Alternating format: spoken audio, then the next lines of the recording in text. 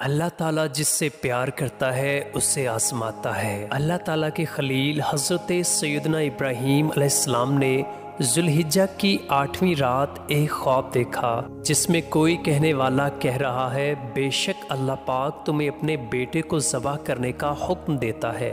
आप अलैहिस्सलाम सुबह से शाम तक इस बारे में गौर फरमाते रहे कि ये ख्वाब अल्लाह पाक की तरफ से है या शैतान की तरफ से, और इसीलिए 8 जुल्हिज्जा का नाम यौमुल तरावी यानी सोच विचार का दिन रखा गया। 9वीं रात फिर वही ख्वाब देखा और सुबह यकीन कर लिया कि ये हुक्म अल्लाह पाक की तरफ से है, और इसीलिए 9 जुल्हिज्जा को यौम अरफा यानी पहचानने का दिन कहा जाता है। 10वीं रात फिर वही ख्वाब देखने के बाद आप अलैहिस्सलाम ने सुबह इस ख्वाब पर अमल करने यानी बेटे को ज़बह करने का पक्का इरादा फरमा लिया, और इसी वजह से 10 जुल्हिज्जा को ज़बह का दिन कहा जाता है।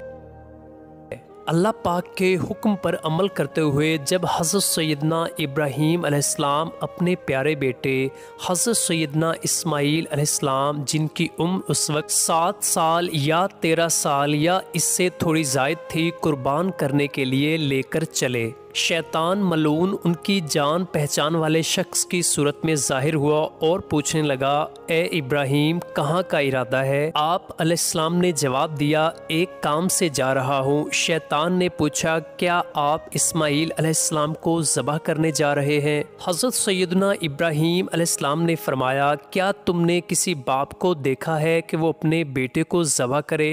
शैतान बोला, जी हाँ, आपको ही देख रहा हूँ कि आप इसी काम के लिए चले हैं, और आप समझते हैं कि अल्लाह पाक ने आपको इस बात का हुक्म दिया है।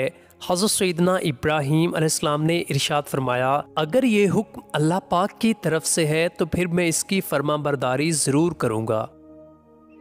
यहाँ से मायूस होकर शैतान मलून हज़रत इस्माईल अलैहिस्सलाम की वालिदा के पास आया और उनसे पूछा, इब्राहीम अलैहिस्सलाम आपके बेटे को लेकर कहाँ गए हैं? हज़रत हाजरा रदियल्लाहु अन्हा ने जवाब दिया, वो अपने एक काम से गए हैं। शैतान ने कहा, वो आपके बेटे इस्माईल अलैहिस्सलाम को ज़बह करने के लिए ले गए हैं। तो हज़रत हाजरा रदियल्लाहु अन्हा ने फरमाया, क्या तुमने कभी किसी बाप को देखा है कि वो अपने बेटे को ज़बह करे? शैतान मलऊन ने कहा, हज़रत इब्राहीम अलैहिस्सलाम ये समझते हैं कि अल्लाह पाक ने उन्हें इस बात का हुक्म दिया है कि मेरी राह में अपने बेटे को ज़बह करो। ये सुनकर हज़रत हाजरा रदियल्लाहु अन्हा ने इरशाद फरमाया, अगर ऐसा है तो उन्होंने अल्लाह पाक की इताअत यानी फर्मा बरदारी करके बहुत अच्छा किया। जब शैतान मलून हज़रत हाजरा की तरफ से मायूस हो गया और उनको बहकाने में नाकाम रहा, तो उसके बाद शैतान मलून हज़रत सैयदना इस्माईल अलैहिस्सलाम के पास आया और उन्हें भी इसी तरह से बहकाने की कोशिश की, लेकिन इस्माईल अलैहिस्सलाम ने भी यही जवाब दिया कि अगर मेरे वालिद सैयदना इब्राहीम अलैहिस्सलाम अल्लाह पाक के हुक्म पर मुझे ज़बह करने ले जा रहे हैं तो बहुत अच्छा कर रहे हैं। जब शैतान बाप बेटे को बहकाने में नाकाम हो गया तो वह जमरे के पास आया, तो हज़रत सैयदना इब्राहीम अलैहिस्सलाम ने उसे 7 कंकरियां मारी। कंकरियां मारने पर शैतान आप अलैहिस्सलाम के रास्ते से हट गया। यहाँ से नाकाम होकर शैतान दूसरे जमरे पर गया। फरिश्ते ने हज़रत सैयदना इब्राहीम अलैहिस्सलाम से कहा, इसे शैतान मलून को फिर से कंकरियां मारिए। तो आप अलैहिस्सलाम ने उसे 7 कंकरियां मारी तो उसने रास्ता छोड़ दिया। इसी तरह जब शैतान तीसरे जमरे के पास पहुंचा, हज़रत सैयदना इब्राहीम अलैहिस्सलाम ने फरिश्ते के कहने पर एक बार फिर 7 कंकरियां मारी तो शैतान ने रास्ता छोड़ दिया। शैतान को 3 मकामात पर कंकरियां मारने की याद बाकी रखी गई है, और आज भी हाजी साहिबान इन तीनों जगहों पर कंकरियां मारते हैं। हज़रत सैयदना इब्राहीम अलैहिस्सलाम जब अपने प्यारे बेटे हज़रत सैयदना इस्माईल अलैहिस्सलाम को लेकर कोहे सबीर पर पहुँचे तो उन्हें अल्लाह पाक के हुक्म की खबर दी, जिसका जिक्र कुरान पाक में इन अल्फाज के साथ मौजूद है, ए मेरे बेटे, मैंने ख्वाब देखा कि मैं तुझे ज़बह करता हूँ, अब तू देख तेरी क्या राय है? कहा, ए मेरे बाप, कीजिए जिस बात का आपको हुक्म होता है। खुदा ने चाहा तो करीब है कि आप मुझे साबिर पाएंगे।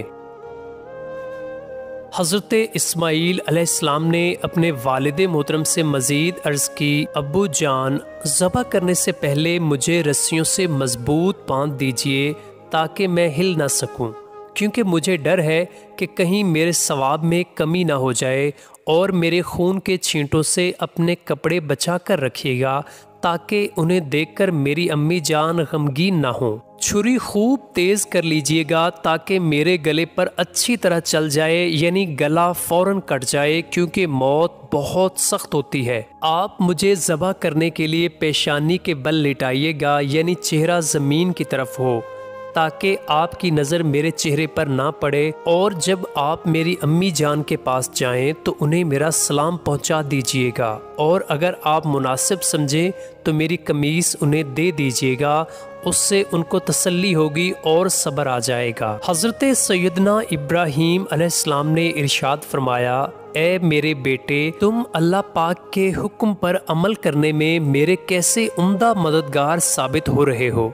फिर आपने जिस तरह हज़रत सैयदना इस्माईल अलैहिस्सलाम ने कहा था उनको उसी तरह बांध दिया, अपनी छुरी तेज़ की और हज़रत इस्माईल अलैहिस्सलाम को पेशानी के बल लिटा दिया और उनके चेहरे से अपनी नज़र हटा ली। फिर उनके गले पर छुरी चला दी, लेकिन छुरी ने अपना काम ना किया, यानी गला ना काटा। उस वक्त हज़रत सैयदना इब्राहीम अलैहिस्सलाम पर वही नाजिल हुई, ए इब्राहीम, बेशक तूने ख्वाब सच कर दिखाई, हम ऐसा ही सिला देते हैं नेकों को। बेशक ये रोशन जांच थी और हमने एक बड़ा ज़बी उसके सदक़े में देकर उसे बचा लिया।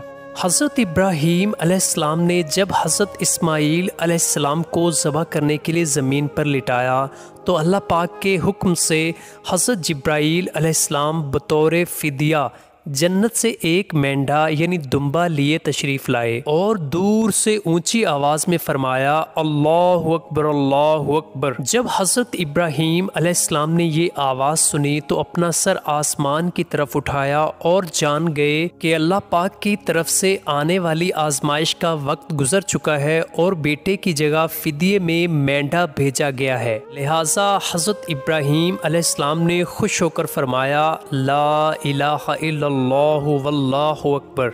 जब हज़रत इस्माईल अलैहिस्सलाम ने ये सुना तो फरमाया, अल्लाहु अकबर वलिल्लाहिल हम्द। इसके बाद से इन तीनों पाक हजरात के इन मुबारक अल्फाज की अदायगी की ये सुन्नत क़यामत तक के लिए जारी और सारी रहेगी।